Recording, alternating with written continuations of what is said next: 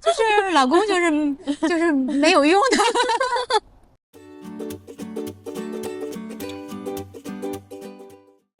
嗨，大家好，欢迎来到天天汉语，我是邓邓，我是 Crystal。Crystal 最近因为一些原因搬到香港去住了，对吗？对，可以说一说是为什么吗？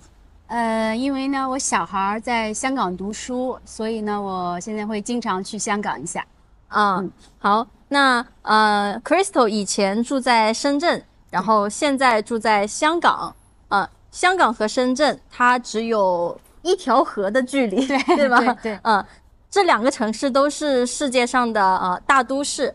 那我们今天就来说一说这两个城市有什么不一样的地方，好吗？好。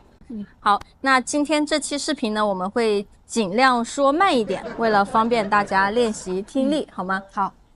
顺便也提醒一下大家，如果想要跟我学汉语的话，可以去我们的网站 everydaychinese.com 购买我们的会员，这样你就可以学习所有我们的付费课程了。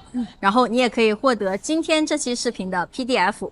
大家记得跟我们学习。好，那回到我们刚才的话题 ，Crystal， 你觉得深圳和香港最大的不同是什么？因为呢，我刚去香港不久嘛，所以我觉得第一个最大的不同就是语言不一样嘛。我们在深圳嘛，就是一个移民城市嘛，大家都讲的是普通话，对吧？对。然后，这里也讲广东话，但是不是很多，除非是本地人啊，就是广东省本地人可能是。但是去香港了，你就觉得全是讲的广东话，就是这个是一个就是最直接的一个很大的不同点。语言全是广东话。那你能听懂或者你能说吗？我能听懂，然后就是说嘛，就是说的就是很简单的呀，比如，这个多少钱呀，谢谢呀，然后那个去哪儿呀，怎么样，就是很就是生存的那些还会一点啊。然后，但是如果很深入的我就不行了啊。但是听能够听得七七八八，因为以前就是看过一些那个电视剧，就是粤语的频道嘛，然后粤语的电视剧，所以基础的还是能听懂的。好，那其实我们现在大家跟我们学习的呢就是普通话。大家可能会好奇，如果我只会普通话，我去香港可以生存吗？绝对没问题。因为呢，如果你去香港，很多就是游客嘛，因为香港就是一个国际化的都市。那我们内地的人过去，有可能你担心香港人都讲的是广东话，都讲的是粤语，那自己不会怎么办？这个其实一点都不用担心。你去那里了，你直接就跟他用普通话说话，那些店员呀、餐厅的服务员呀，听的呀、说的都没有任何问题的。所以大家记住了吗？大家只要认认真真和我们学习普通话，然后就可以和所有中国人交流，对，不管他说的是普通话还是粤语，是的，学好普通话，走遍天下都不怕。对。好，那我们再来说一说别的，比如说你去香港这么久，然后吃的方面有没有不习惯的地方？和深圳是一样的吗？吃的方面嘛，我觉得不习惯的地方还好。我觉得吃没有什么不习惯的，但是就觉得猛一过去就觉得哇，这里怎么这么贵，什么都很贵。然后你比如你在深圳，你20-30块钱一个快餐，或者30-40块钱，最多我们觉得就30-40就吃的很好了吧，一个点一个快餐或者一个套餐。对。但是在香港，我觉得要60块钱左右他们的标价59呀、61呀、62呀，就觉得比深圳的贵1倍呀。可能就是因为香港那边的工资也比深圳的工资赚的高嘛。所以我就觉得，如果我拿着深圳的那个工资标准去那里消费，我觉得贵，什么都贵。对，压力太大了。对。刚才 Crystal 说的是工作餐，就是深圳的工作餐可能大概就是20-30块钱就够了。那在香港可能要50-60。对。那如果是比如说是聚会呢？因为比如说在深圳，我的经验是，如果是我和2-3个朋友一起聚会的话，那人均就是每个人可能100块钱就算是一个比较不错的一餐饭了。那如果在香港，如果2-3个人大概要多少钱？说实话，我最近都没有去过饭店吃饭，因为我在那边，大部分时间是自己做饭的。我只记得，那是很多年前去香港，然后那时候去旅游嘛，好像是过春节，然后一家三口，还带上我妈妈就去了，我就去了一家饭店，然后它是一个海鲜的饭店嘛。给你讲讲这个经历啊。然后我进去以后，我一看菜单，我就傻了，很贵是吗？对，很贵，因为我没想到啊这么贵啊。我记得我当时好像是，我一看，哇，这么贵，我就没有敢点贵的，你知道吧？我就点了一条鱼，然后一个生菜，还有一个什么菜嘛，我就可能4个人，我就点了3个菜，我花了800多，3个菜花了800多。那个是，而且还是想想哪年啊？可能是14年左右吧，应该是那时候，那就是可能10年前吧。那是我第一次在香港下馆子，让我就是印象很深刻。我觉得我好穷呀，因为一个生菜，好像我印象这个生菜嘛88，对，那生菜88，生菜10年前的生菜88，对，然后呢，然后那个鱼应该是几百的嘛，反正就是，那3个菜就花了800多，然后我觉得我搞得我又有阴影，我不敢下馆子了。然后深圳这边品种太多，麻辣烫是吧？对，火锅，对，烧烤，对，然后就便宜得很，我觉得。其实香港我也去过很多次，那我的感觉就是。香港人不要骂我，我觉得香港人的服务员的服务水平比深圳会差很多，因为我感觉他们都特别的不耐烦，他们好像特别不愿意为你提供服务。你觉得呢？我觉得你要说起来这个好像还是有点差别的，就这边的服务员他可能就是你问的时候他就是没有不耐烦的语气，就是没有不耐烦，他就是一直跟你讲呀或者什么样的，或者他会主动给你推荐呀。对，那边他就是你问他才会跟你说。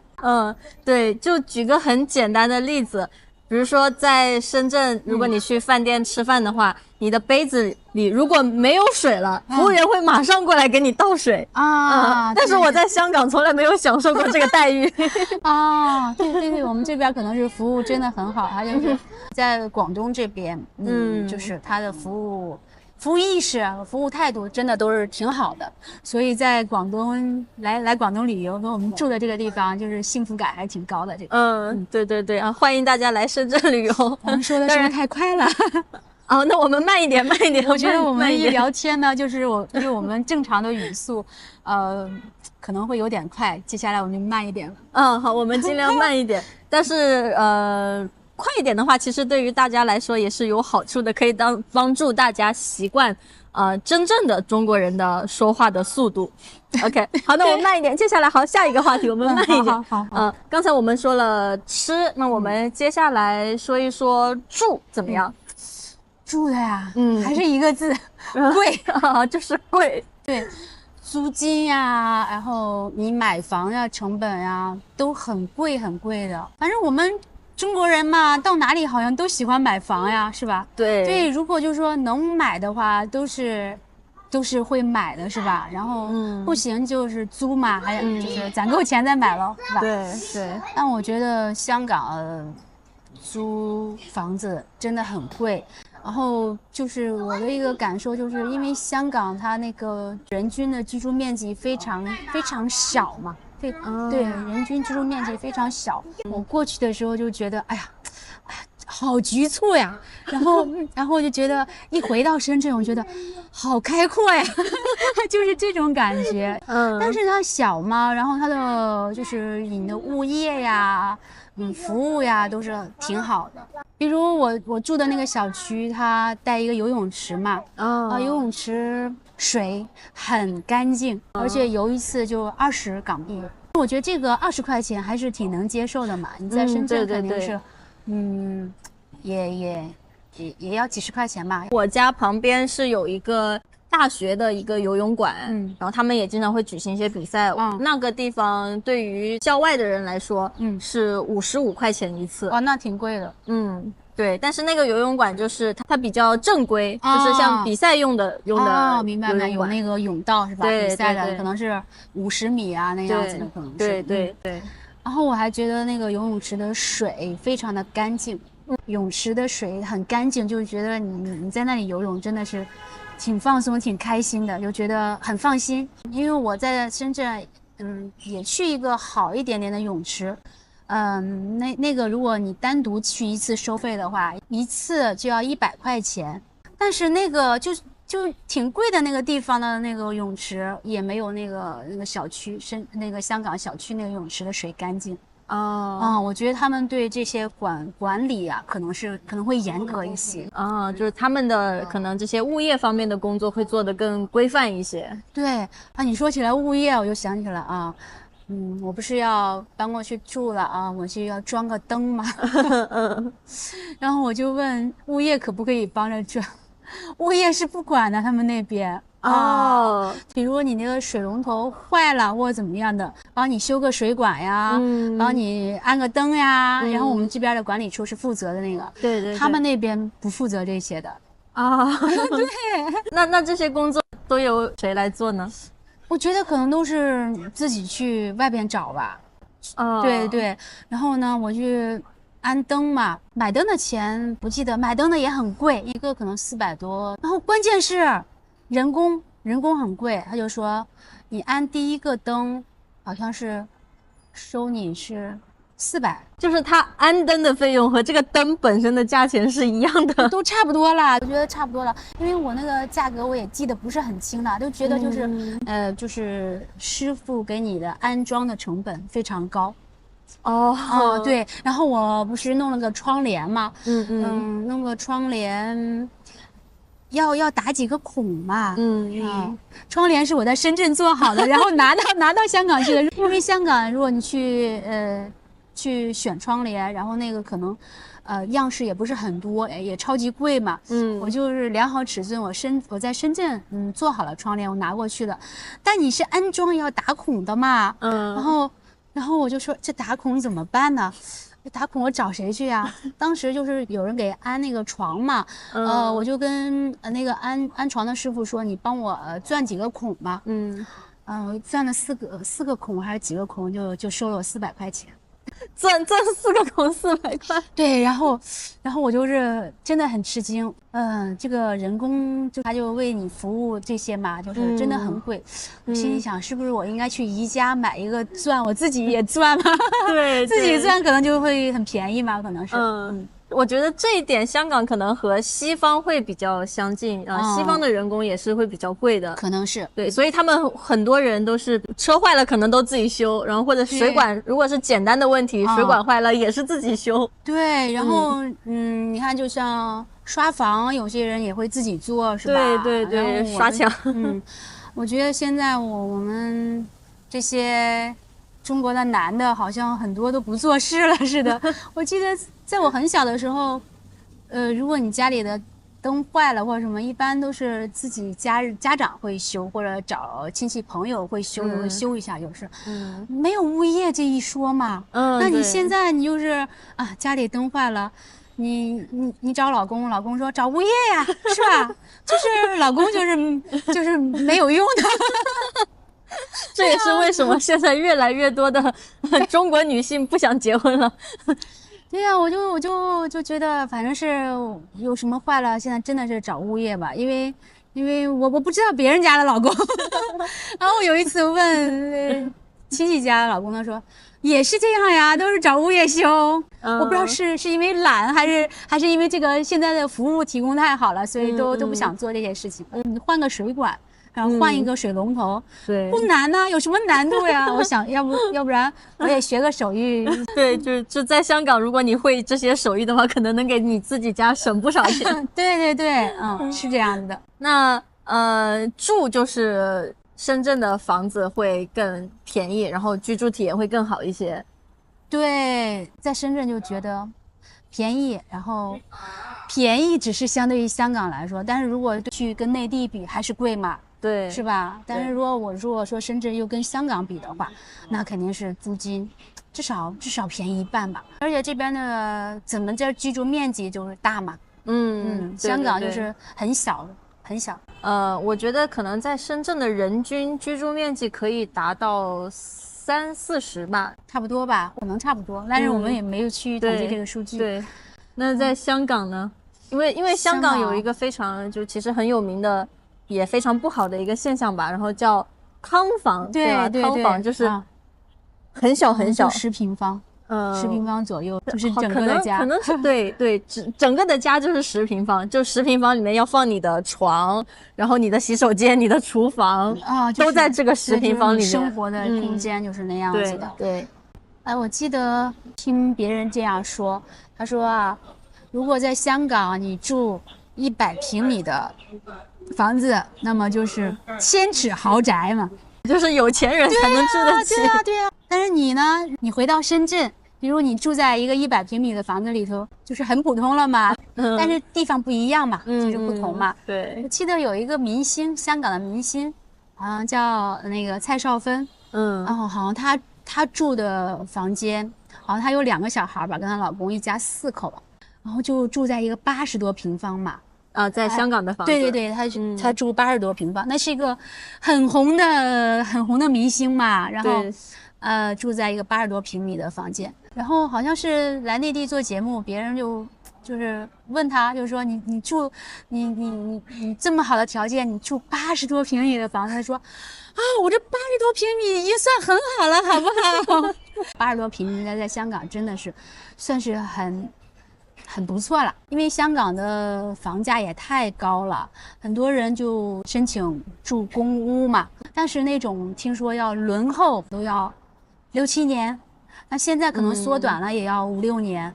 对，我有听说，很难申请到。对，前段时间听到一个故事，就一个女孩子，她就没有怎么工作，然后她老公呢就在工地上上班，然后就收入不多嘛，可能2万多块钱，他们家的是钱都放在抽屉里边，然后呢，然后那个女孩子有一天突然打开抽屉，都觉得没有什么钱了，她就是很崩溃了，一下子就觉得没有保障，因为她当时还没有申请到公屋，然后每个月租金就要1万出头吧。她又没有上班，老公就是挣了2-3万块钱，然后有2个小孩还要养，是吧？那就是很崩溃嘛。但现在申请到公屋了，然后呢就好很多啦。还是有一些保障的方式给到那些收入比较低的人群。对，中国人对房子是有一种执念的，就是特殊的情节。对，我一定要买房，我一定要买房，觉得有房子才有一个归属感。我觉得好像房子是中国人的一个传统来着，就是你结婚，但凡可以的话，是一定要买房的。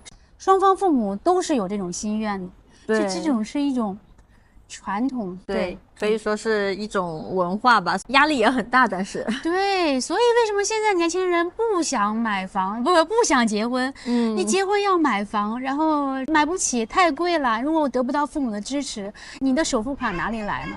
对，太贵了。对，然后结婚又要生小孩，生小孩养孩子的成本也很高，所以出生率也非常低嘛。现在，对，这是另外一个话题了，是吧？对。那我们还是说回到深圳和香港的区别。那我们刚才说了房子还有吃的这些都是香港贵。对，其实我们的生活无外乎就是衣食住行，对吗？这几个方面。好，那我们再来说一说交通吧。然后交通，你觉得香港的交通怎么样？交通我觉得超级方便，成本还是贵。哦，方便但是贵。对，因为我可能是总是拿着这个深圳的这种标准去看待那边嘛，所以你的感觉就是贵嘛。那如果是香港居民来内地，觉得什么都很便宜呀，然后服务又好呀，是吧？可能是不一样的。对，我记得我有一次，我特意留意了一下，我只坐一站地铁，你猜多少钱？坐一站。不知道，因为在深圳的话应该是2块钱。2块钱啊，对对对，2块钱是2块钱，那边5.1块港币啊，我只坐了一站，就已经是2.5倍了，差不多，真的是只是一站，然后呢，如果你多坐几站，几十块钱吧，那我们这儿坐地铁，你去很远的地方，1个小时也就10块钱左右，是吧？10块11块，我在深圳坐地铁。最贵的应该是11块钱，我坐过，是吗？我记得，我可能是从机场坐回家吧，可能这是我坐的最贵的11块。香港你要坐要几十块钱了。我每次去香港，我只是坐地铁，花费可能要100多，因为我从口岸坐到香港的市中心就要50-60块。对，我有一次我在香港坐地铁去见一个朋友吧，好像坐了可能就接近半个小时，应该花了20多，可能快30，反正是挺贵的。那在深圳比就要贵2倍了，是吧？对对。说到这个交通，我想起来一个很有意思的事情，就是我大概上个月我和朋友一起去香港的那个很有名的寺庙里面拜佛，黄大仙是吧？对，黄大仙。因为我们去的很早，然后可能拜完以后时间也比较早，吃完饭大概就12点多，想哎呀，要不我们再去香港的什么地方逛一逛吧。然后呢，我们就想去海边，从我们在的那个地方打车过去，可能只要半个小时30分钟左右，显示要200多块。然后想半个小时200多块，在深圳如果是个半个小时的车程，可能30-40块就够了。半个小时啊，可能要50-60，可能差不多，因为从我家到公司的话，我差不多是20多分钟，一般是30块左右。对对对对。然后我们看的那个价钱200多，算了，不去了，不去了。所以如果你很近途的打车就没有必要了嘛。而且我觉得对比来说的话，我觉得香港的公共交通可能没有深圳这么方便。对，你觉得不方便吗？倒不是说非常的不方便，但是我觉得如果拿深圳和香港对比，对我觉得深圳方便啊，因为比如说我现在基本上我去任何一个地方，如果我是公交转地铁，地铁转公交，都是我直接出了地铁站，我就可以到公交车站，就不用走很远。而且地铁里面的转换也相对来说会更方便一些，虽然有一些可能大站，如果你要换一条线，可能要走10分钟，但是大部分来说，你可能只要走个2-3分钟，你就可以换成一条线。但是在香港，我就觉得很多地方它的换乘可能要走1公里，特别远。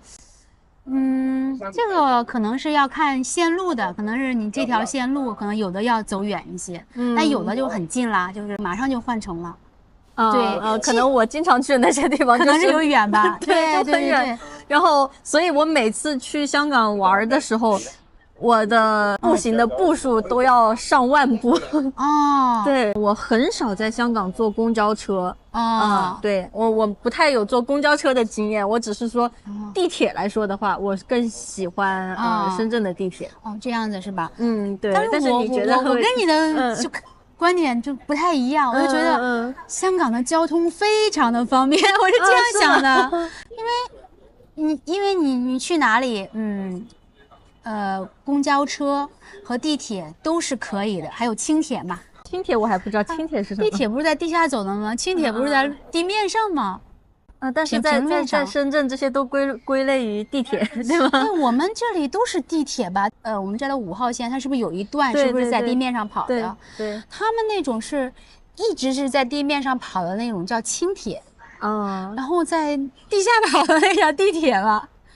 是吧？我这个我还你没坐过真不知道轻铁吗？我没有坐过。地铁转轻铁，还有转那个公交，我觉得非常的方便，特别方便。你下次再去体验一下。因为我每次我总觉得我出了地铁站，周围好像没有公交车站，就你可能要走很远。你没有留意，它有些那些指示牌的说让你去公交枢纽中心它就是告诉你那里是公交站。我觉得有可能有一个原因是因为在深圳，我们所有的公交车站它的标识都非常的明显，它有一个亭子，你远远的看着你就知道这个地方是公交车站。但是香港它只有一个牌子立在那儿。还有一个我就觉得是交通非常方便的，就是你知道它的发车时间。对，像我们在深圳，你等公交车嘛，你不知道它什么时候来，它可能是站牌上写着首班车几点，尾班车几点，但是你中间的那个频次你是没法掌控的，你就在那儿等，是吧？你就一直等下去，有的时候，那你车刚走了，你不知道嘛，是吧？那就要等好久。然后你在香港坐车的话，它的公交车都有一个明确的发车时间。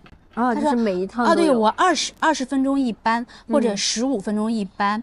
你去那了，它肯定也会有点误差嘛，但你不会说等到很夸张的时间，你就可能是前后差个几分钟呀，都是很正常的。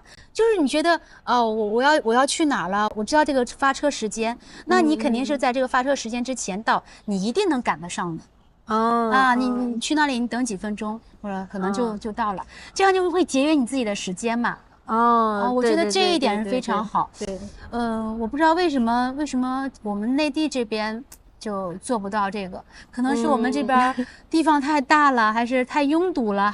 可能是这个道路比较拥堵，然后这个时间不太好掌握，有可能。对，他们就是告诉你明确的，我几点发车，多少分钟一次，那你就知道我下一班车什么时间，你就是掌控自己的时间了，你在这边你坐公交车掌控不了。对，因为我在深圳，我也很少去坐公交车，因为就像你说的，我不知道这个车什么时候会来，所以我一般都是去坐地铁，因为地铁的时间相对好掌控。我很少在这边坐公交车，我可能已经很长时间没有坐过公交车了。对，我就那次发现，在路边看到一个我们这边的公交车那是非上班时间嘛，就司机一个人在车里，没有乘客，空跑的。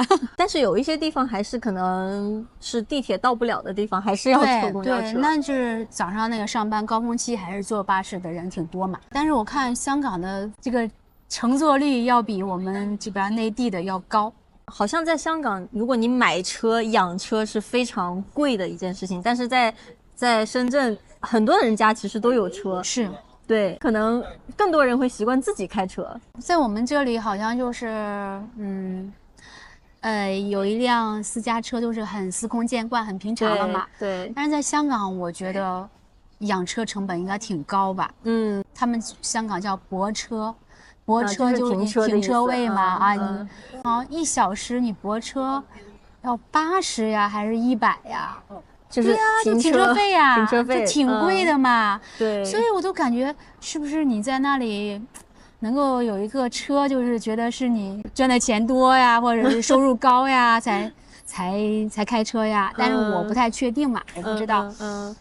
但是我觉得普通居民出行，因为公交和地铁真的超级方便。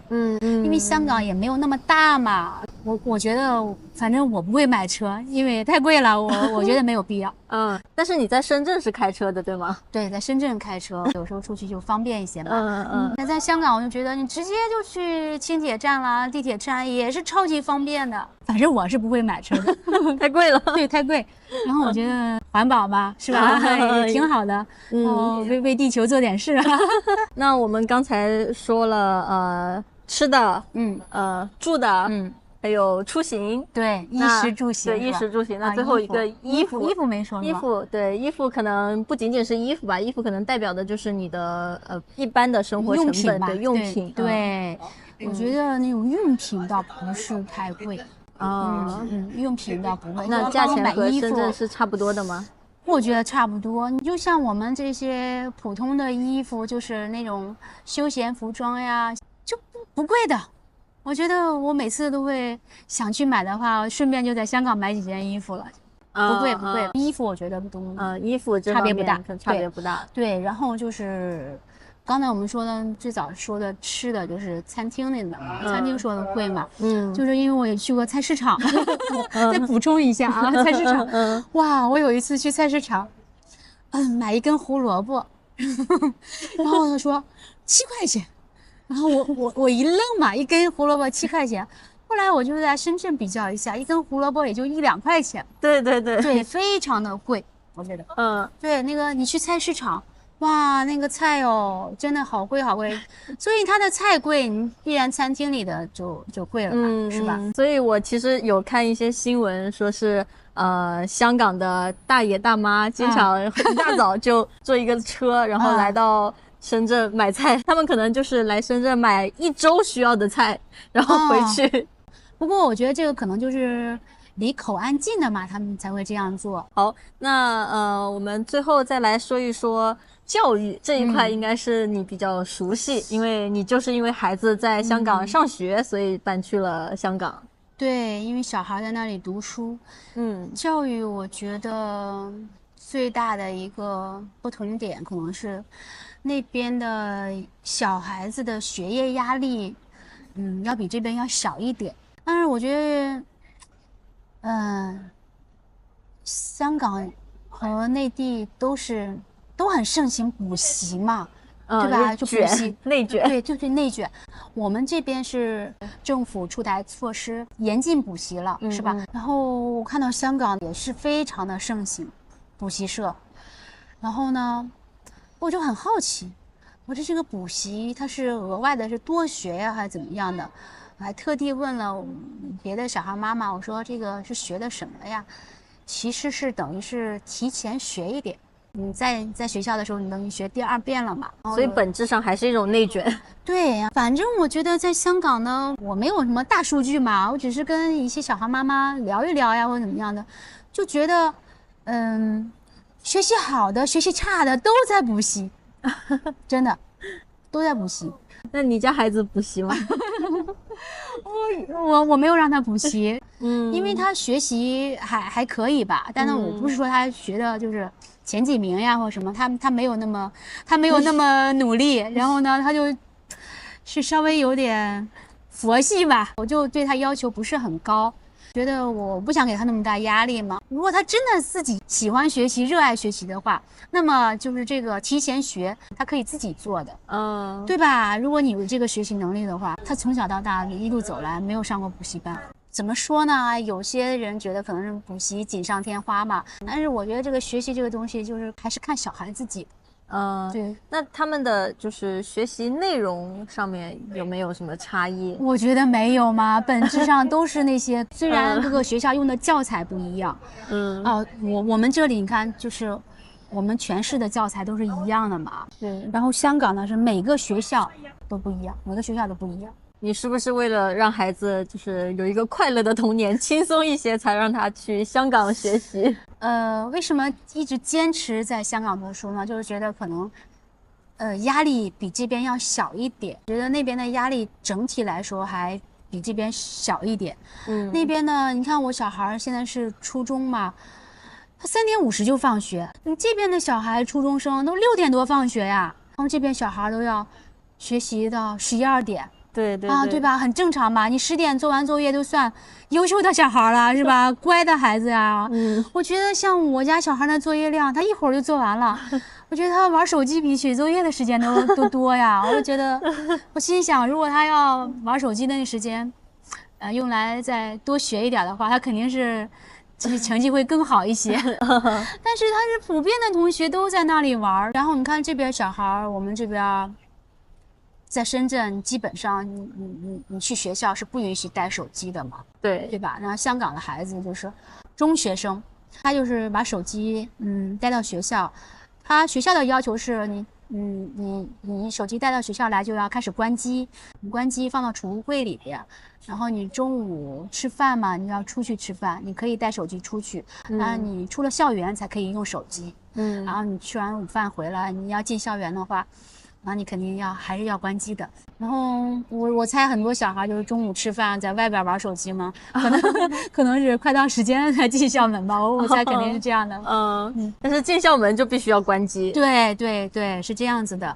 但是你在路上嘛，你在地铁站呀，或者你在路上走的时候，你看到小孩都普遍拿着手机，对，所以这个手机我觉得他们那边用的更为普遍一点，在中学生来说，就是更频繁一点。就是说对于电子产品的使用，可能这边的管控会更严一些。对对，我们这边要严一些，他们那边更为放松一点。好，那因为时间的关系呢，我们今天的视频到这里就结束了。那在这里呢，我也想再次提醒大家，我们今天做这个视频的初衷呢，只是想对比这2个城市有什么不一样，然后没有任何说这里好或者那里不好的意思。这就是我们一些个人的感受，是吧？对，然后有一些可能是你的感受跟我的感受有些不同，这都是很正常的。对对对，不代表一个批评，对批评或者说或者偏见呀，对，没有这个意思。对，我们还是希望大家把更多的关注点放在学习汉语上面。对，还有就是说你学好普通话，你来中国任何一个地方去旅游都没有问题。对对对，那大家如果想要学好普通话的话，应该怎么办呢？订阅我们的频道，然后呢，如果你喜欢的话，也去看一下我们的课程。欢迎大家给我们多提意见，希望你们汉语学习越来越进步。